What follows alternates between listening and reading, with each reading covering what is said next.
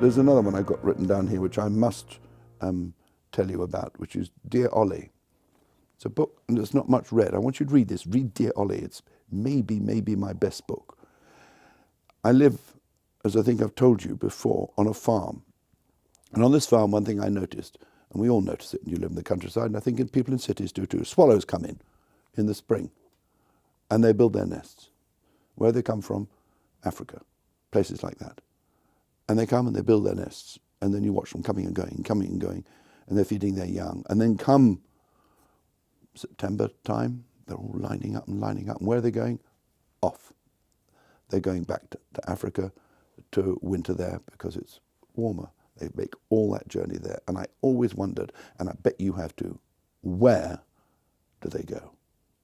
Where do they go? What little place do they land? And how do they find their way there without sat-nav, for goodness sake? The answer is in their little bird brains, and we all think they're so stupid. They have got this extraordinary guide so they can leave your garden and they can fly and find their way to the same place in South Africa. And what do? They come back to exactly the same place where they were born. Like salmon come up the same river. They have this homing instinct. And I think that's extraordinary in nature. And my story really is about a family who live on a farm close to me, a swallow family that comes and lives there, and then a swallow that flies off to Africa with the others.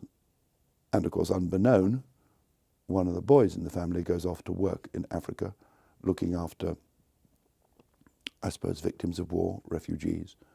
And he doesn't know it, but the swallow is down there, so they both go to the same place. And it's called Dear Olly. It's very short, won't take you long to read it. Hope you enjoy it when you do.